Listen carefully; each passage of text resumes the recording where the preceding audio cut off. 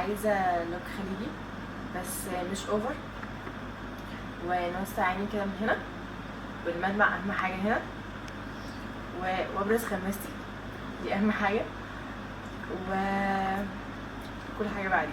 انا من دمياط. حبيبتي.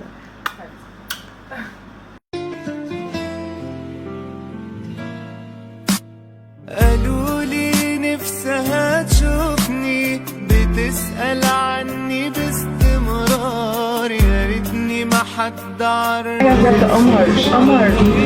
اسمع وانا محتار ما بين ارجع وبين ابعد، فضل قلبي يأنبني عشان وصلتها لدرجة تقول للناس خلاص سابني.